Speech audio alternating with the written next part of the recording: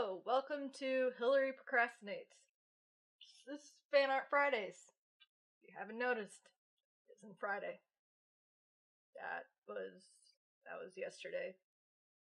Hopefully by the time you're seeing this, it was yesterday and not like 3 or 4 days ago. So this collab actually was supposed to be done a couple weeks ago.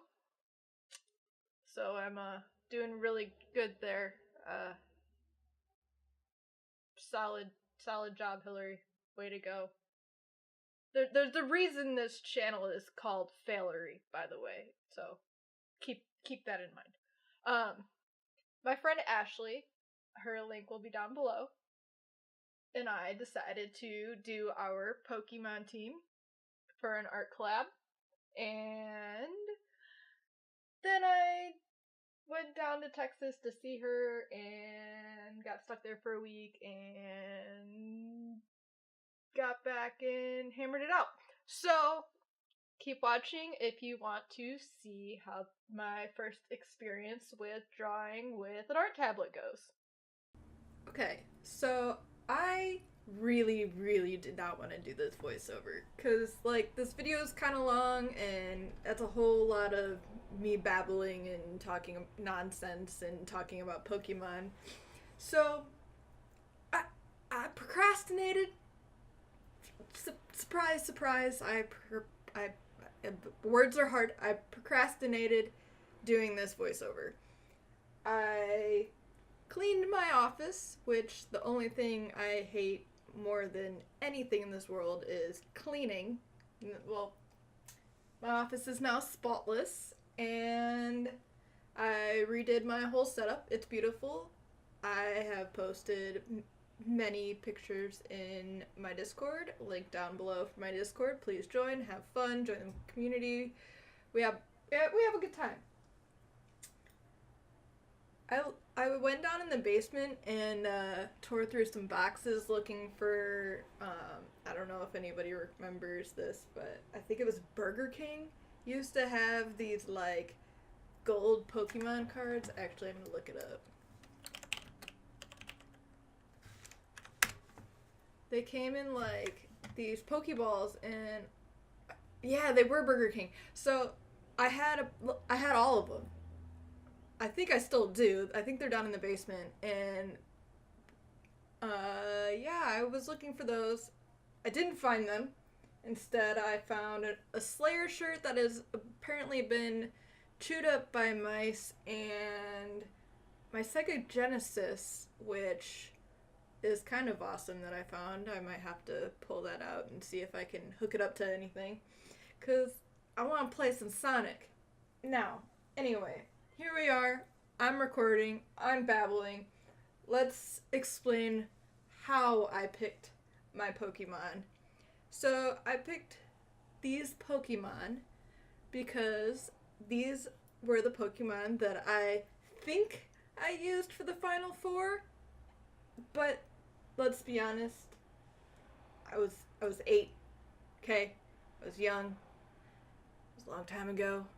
It was like 20 years ago. Okay, I'm an old lady.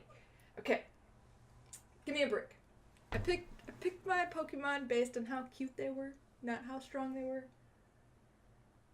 My team was Dragonair, which I've always been a huge fan of snakes. Like, I had several pet snakes growing up, loved them. So what's not to love about a Pokemon that looks like a snake with crystals on its neck and its tail?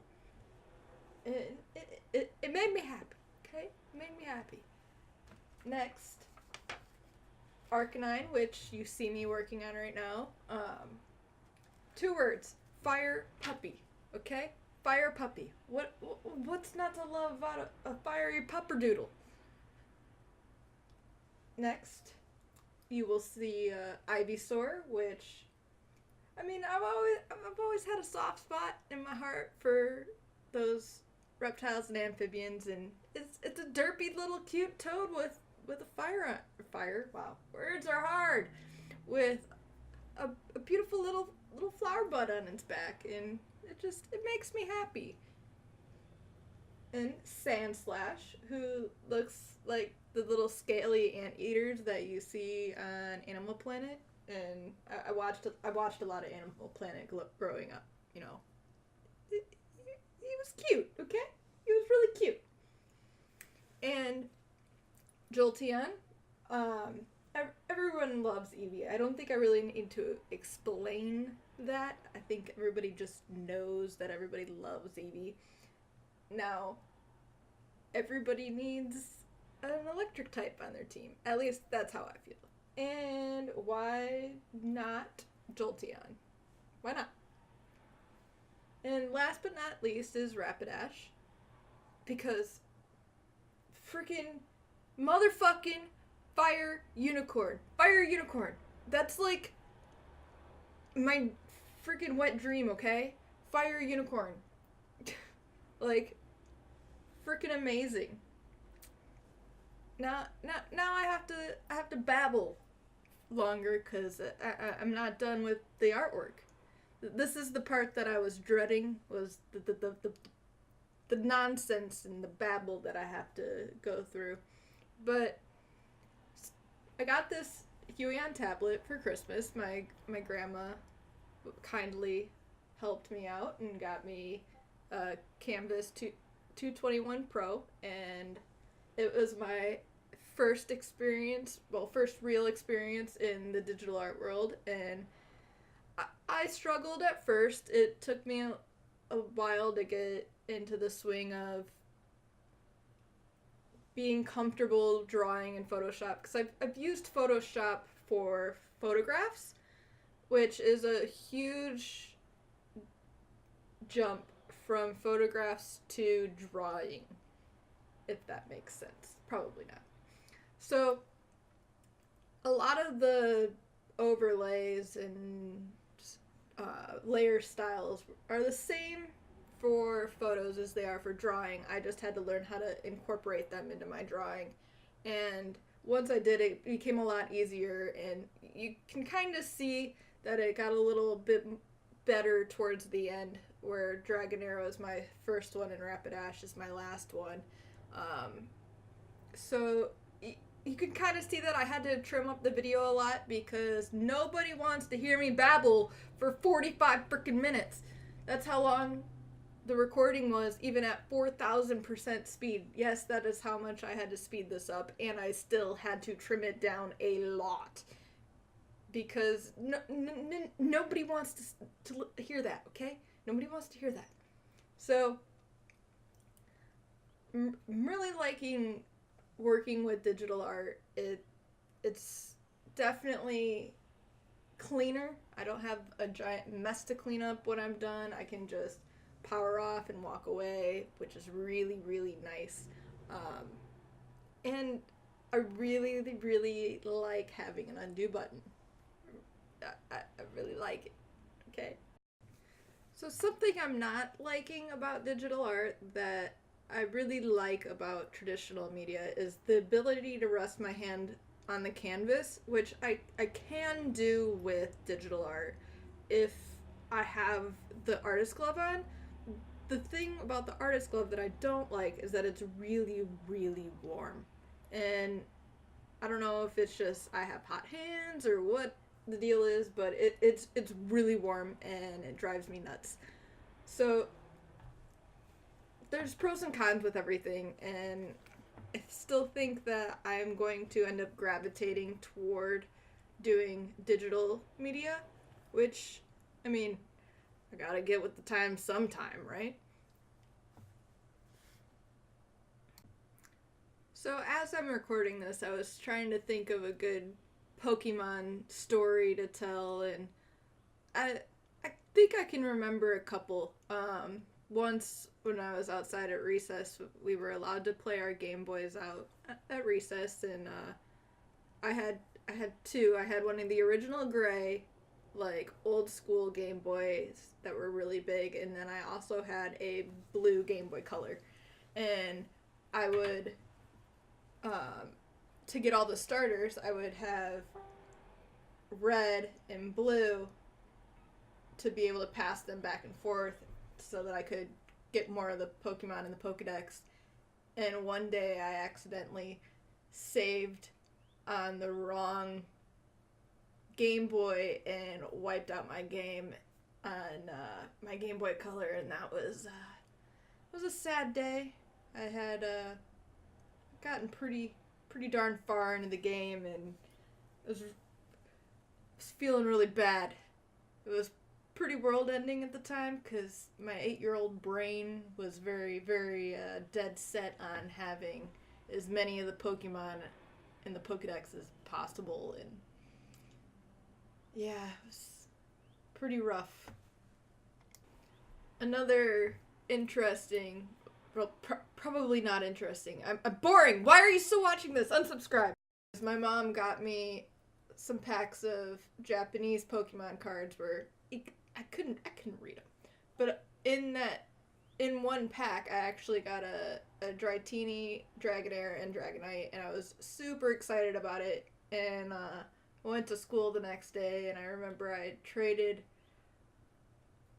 those 3 cards for a shiny Charizard, and I regretted it afterwards, and he wouldn't trade back, and I was really sad about it, but I had a shiny Charizard, and I was the only person in the class to have one, and it was why was it considered rare? Was it rare? We don't even know. So I actually stopped playing Pokemon Game Boy games after Pokemon Yellow, and it was because I was actually like afraid of ridicule from people I went to school with because everybody else stopped playing, and I kind of wish I would have kept playing because I enjoyed it. I enjoyed the games, I enjoyed the anime, and it was, if I enjoyed it, I should have kept doing it and never ever let outside influences turn you away from things you enjoy, because that's not good for you. And I went back to see if I could get the games because I don't think I have them anymore. I do have a Game Boy Advance SP, and the games would work in that Game Boy, but I don't think I still have them. And I just looked it up, and they're like $135 for all 3 of them, for red, blue, and yellow. And I wanted to get, all of the games up till now, but not at that price. The PSA of the day is hit save as you go. I recorded this entire voiceover and then hit save, and Adobe crashed. So yeah, that's fun. Not fun. Why is this video so freaking long? Why do I do this to myself? I wanted to touch back on Ashley. I mentioned her at the beginning. This is a collab with her, and her link will be in the description down below. Make sure you check her out.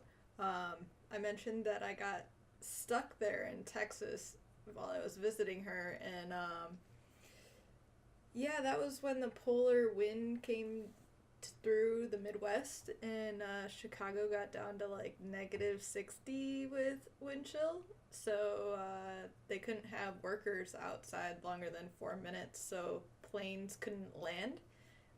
The planes themselves could land, but they couldn't have workers outside, so they couldn't change over luggage or anything, or have anybody out there directing traffic, or I don't know what the whole process is, but flights kept getting delayed and canceled and yada yada yada. I got stuck in Texas for a week and had a great time. It ended up being a blessing in disguise, because I didn't have to be around for the terrible weather, and I got to spend more time with Ashley, which is always a pleasure. Now we're on to the trainer. The trainer probably took me the longest to do, just because it's outside of my comfort zone. I really don't do well with drawing people, so I had to look at a lot of references and a lot of ways light hits and clothing, and there's a lot of other words are hard. A lot of different combinations of the way things can lay, etc. So yeah, it took me a long time. I spent more time shading and coloring the Pokeball and feeling comfortable doing that than I did drawing the person and shading the person. If you notice here, you see it's a little choppy. Part of that's because my memory is getting spiked sometimes while OBS and Photoshop are running. Monday I'll be getting 2 more RAN cards, so that should get better. It won't be as choppy, it'll be smoother, cleaner. I digress. So my next project is I have to do something I'm terrible at because I gave Ashley this same prompt and she's gonna draw my race car. I have to do a self-portrait, which is gonna be painful for me to do. I'm not looking forward to it, but if I'm gonna give her something that she's terrible at, then I suppose I have to do it as well. So looking forward to that. It won't be what everybody's gonna expect it to be. I kind of have an idea of how I want to do it, and I think it'll turn out well. For this piece, I chose to do each Pokemon and the trainer individually so that I could manipulate them in the final piece, and I think it made for a better end result, but I kind of wish I would have done them all in the same piece, and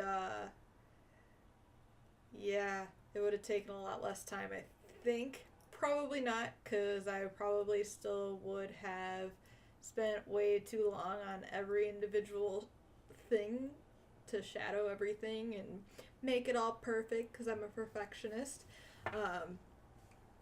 As you can see here, while I overshade a Pokeball that is gonna be so freaking tiny in the end result, like you can barely tell. If you've made it this far into the video, then you are the true MVP, because trust me, this has taken me a long time to get through. The art was a long time, the editing was a long time, the voiceover took a long time. Okay, I'm complaining. Thanks. I really means a lot that everybody stuck around and watched this video, listened to me blabble, and I hope you enjoyed it. If you did or didn't, leave me a comment down below, and thanks for watching, and I'll see you guys in the next one. Bye-bye!